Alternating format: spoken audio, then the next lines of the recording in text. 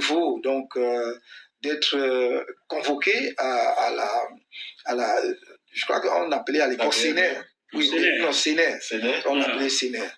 Donc je suis chez moi, j'ai habité la Cité Verte, le camp Cité Verte, avec d'autres camarades. J'enseignais à Lyrique et un vendredi soir, des gens arrivent chez moi, accompagnés d'un agent de Lyrique, qui travaillait à Lyrique, donc qui connaissait le domicile. Voilà. Et ils entrent, bon, mais je les reçois poliment, on se salue, et puis ils me disent le grand patron veut vous voir. Le grand patron. Voilà. Alors, quand il dit le grand patron, moi, je lui dis le chancelier, parce que pour moi, le grand patron, mon grand patron, ça pourrait être le chancelier, parce que le patron, pour moi, c'est le directeur de Lyrique. Et au-dessus de lui, c'est le chancelier. Je ne voyais pas au-delà. Ça ne pouvait même pas être le ministre, c'était le chancelier.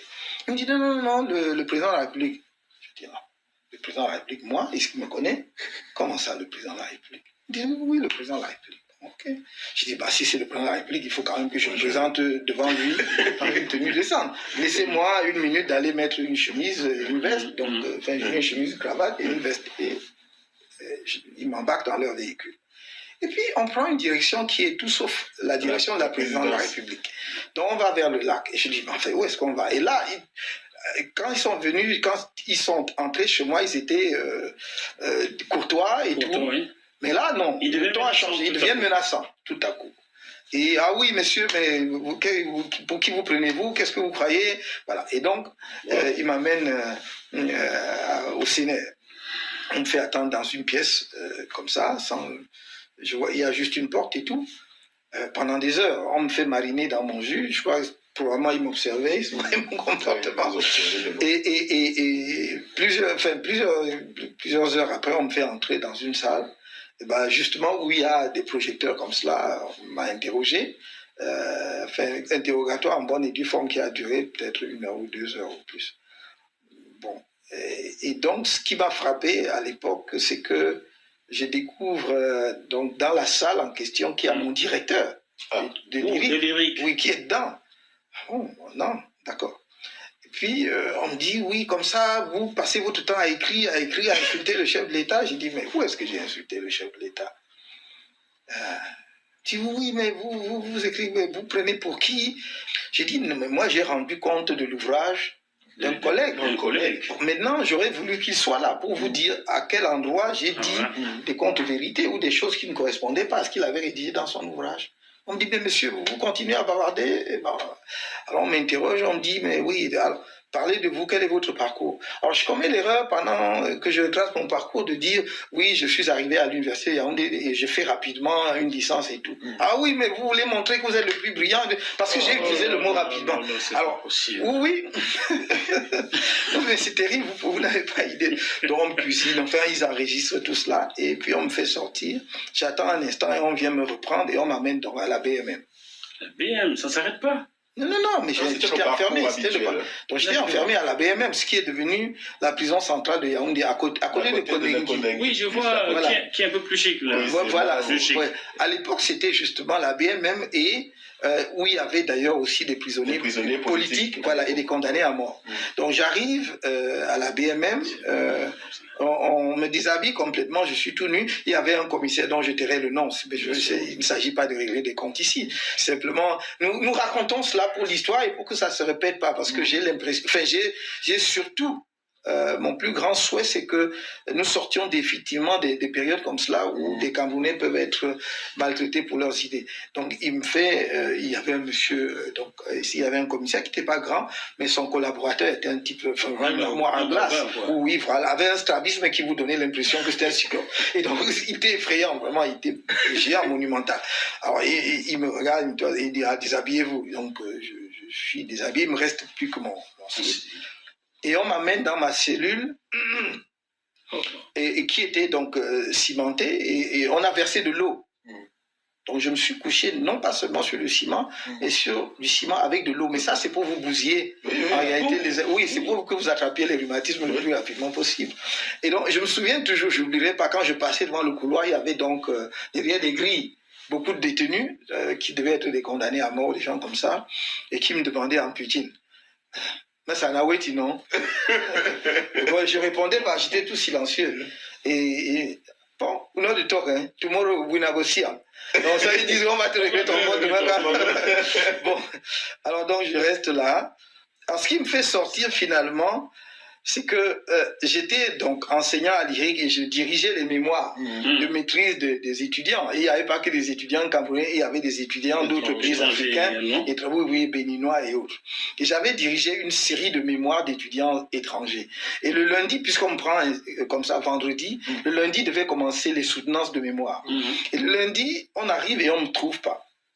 Et le directeur, enfin le président du jury, demande mais où est le directeur de mémoire, on ne peut pas soutenir une mémoire sans le directeur. Et on lui dit non, on peut se passer de lui, de toute façon c'est pas grave, on va trouver un remplaçant. Il lui dit non, il y a une déontologie académique, il y a des règles à l'université. Il était camerounais aussi, ce président du jury? Je crois que j'ai toujours... Non, il ne peut pas être camerounais, il était camerounais, je vais vous donner son nom, je me suis toujours gardé de le dire. Je sais que c'est quelqu'un d'extrêmement réservé, peut-être qu'il n'appréciera pas, mais qu'il comprenne que pour l'histoire du pays, j'ai besoin de le dire. J'ai un petit peu plus en voilà, oui, non, justement, je le fais. Il est aujourd'hui membre du Conseil constitutionnel, le professeur Joseph-Marie Bipoum-Goum. Joseph-Marie Bipoum-Goum qui a même été ministre des Sports. Absolument. C'est lui qui dit, nous sommes à l'université et il y a des principes. Je ne peux pas présider un jury pour la soutenance de mémoire dont le directeur n'est pas là. Wow. Et donc, il refuse. On renvoie donc toutes les soutenances de mémoire avec les étudiants étrangers. C'est là-dessus que les étudiants en question, personne ne savait où j'étais. Il n'y avait que l'agent de l'IRI qui pouvait savoir vaguement que, voilà. Et donc, ces étudiants vont aller se plaindre à leur ambassade en disant, voilà, nous on ne peut pas soutenir nos mémoires parce qu'ils devaient soutenir rentrer dans leur pays. Donc nous on ne peut pas soutenir nos mémoires parce que notre directeur de mémoire n'est pas là. On ne sait pas où il est. Entre-temps, on apprendra donc que j'ai été...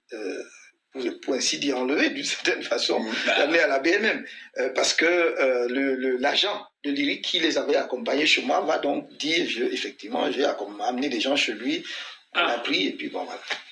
Et l'affaire remonte. Donc comme ça fait un peu des vagues dans le milieu diplomatique. Voilà, ça remonte donc immédiatement, voilà, jusqu'au palais, jusqu'au sommet. Voilà, jusqu'au sommet. Et je crois que le sommet n'a pas intérêt à ce que voilà, ça fasse des vagues et on ordonne que je Mais pensez-vous que le sommet était... Bonjour chers frères et sœurs. Quand vous écoutez cette histoire, certainement ça vous fait aussi froid dans le dos. Mais quand le professeur Moskamto narrait tout ceci, il disait, je cite, « Je le dis pour que ça ne se répète plus jamais dans notre pays, pour qu'on ne condamne plus jamais des gens pour leur opinion. » Mais il ne savait pas qu'une dictature n'apprend jamais de ses erreurs, parce que en 2020, le professeur Moskamto avait été arrêté avec beaucoup de militants du MSC jetés en prison. Beaucoup d'entre eux ont été torturés et portent des séquelles à vie aujourd'hui. Ils ne pourront plus faire des enfants parce qu'on a écrasé leurs testicules. Et quand le professeur Moskamto le dit en 2018, il ne sait pas qu'il sera arrêté et jeté en prison, qu'on fera un blocus chez lui pendant des mois. C'est pour vous dire, chers frères et sœurs, que nous devons tous agir. Parce que vous avez vu, face à cette injustice, il y a eu le professeur Bipoum, le feu professeur Bipoum, qui a fait respecter la déontologie universitaire. Certainement, il avait entendu que le professeur Moskamto avait été arrêté. Mais face à cette injustice, il a voulu agir. C'est la raison pour laquelle, chers frères, nous devons toujours agir quand l'injustice frappe notre voisin. Quand l'incendie prend la maison de notre voisin, nous devons agir. Nous devons contribuer à l'éteindre pour que le feu ne se propage pas jusqu'à notre demeure aussi. Ça, c'est ce qu'il faut voir derrière.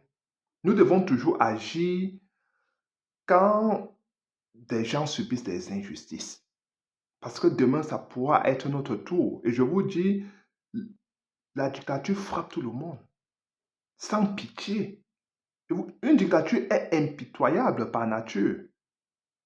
La dictature écrase tout le monde à son passage. Nous serons en 2025 avec le même régime. si nous n'agissons pas maintenant. Nous devons agir maintenant, chers frères et sœurs. Nous devons savoir que nous avons la clé de notre libération.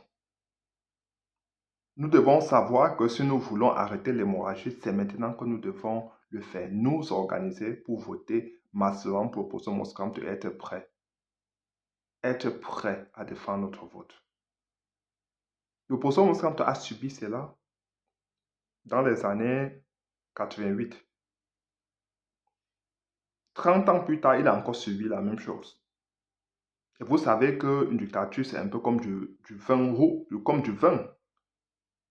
Ça veut dire que plus le temps passe, plus la dictature se renforce. Elle se propage, elle prend de l'ampleur. Ça, c'est la nature même d'une dictature. Parce que la dictature écrase toute menace imminente avant de craser tout le monde bien après. Nous devons, chers frères, nous dresser contre le régime, M. Biya. Nous n'avons pas besoin des armes. Nous devons tout simplement nous organiser en un peuple pour faire barrage au régime, M. Biya, en 2025. Parce que il suffit que nous convergeons nos frustrations. Tout le monde est frustré au Cameroun. Tout le monde, sans exception. Tout le monde. Redevenons un peuple. Faisons chorus autour d'un homme que le professeur Moscamte, qui a un programme de gouvernance, qui a un programme chiffré, qui est compétent. Il veut dire au-dessus de tout, parce que c'est ce qui est plus important dans toute chose. Nous avons besoin de nous appuyer sur un homme de cet acabit. Prenons la bonne décision. La bonne décision. Parce que quand vous écoutez ce qui est arrivé, ce qui lui est arrivé en 88, cela risque de nous arriver aussi 20 ans, 30 ans plus tard. Hein? Et cela est déjà arrivé. Je veux dire que tous les jours, l'injustice frappe les gens au Cameroun. Chacun attend seulement son tour. Nous voulons arrêter l'hémorragie, nous devons agir maintenant. Parce qu'une dictature se régénère. Si nous n'agissons pas maintenant, nous risquons de le regretter à jamais. Et j'ai toujours coutume de dire, nos enfants, nos petits-enfants ne pourront pas nous le pardonner. Nous ne devons pas transférer notre lutte aux générations à venir. Comme le dit souvent le professeur Moscamte, nous devons agir maintenant. Agir maintenant pour éviter ce genre d'injustice. Nous sommes en 2024, il y a tous les enlèvements extrajudiciaires au Cameroun, comme c'est le cas avec le professeur Moscamte en 88. Tout simplement parce qu'il a apporté quelques critiques sur le régime M. Biya. Parce que je n'ai pas voulu, vous savez, c'était à la suite de son débat avec le feu Mono, j'ai pas voulu enregistrer cette partie-là parce que aussi pour sa famille, vous savez, il faut respecter les morts. C'est tout simplement pour dire, chers frères et sœurs, que si nous n'agissons pas maintenant, il se fera trop tard. Parce qu'il avait été arrêté tout simplement parce qu'il disait, le président vient d'arriver au pouvoir, laissons le temps pour qu'il puisse réaliser les choses avant de l'exalter. Ça, c'était tout le discours de professeur Moscamte, parce qu'il avait dit qu'il avait été arrêté. Parce qu'il disait qu'on ne peut pas exalter les œuvres, les réalisations de quelqu'un sans les avoir vues. Nous avons besoin de lui donner du temps pour apprécier des choses tangibles. Et vous avez vu, 40 ans après, nous nous rendons compte que le professeur Moscamte avait complètement raison. Parce que c'est ce que ce régime nous a servi, et des incantations, des réalisations qui sont inexistantes. Ils nous ont vendu du vent en 42 ans. Et nous voici devant la misère ambiante que ce régime nous a servi, sans eau bitumée, sans hôpitaux avec plateau technique, sans eau potable, sans électricité. Nous sommes aujourd'hui devant un bilan désastreux, calamiteux. Qu'est-ce que nous pouvons encore faire? Nous ne pouvons plus rien faire.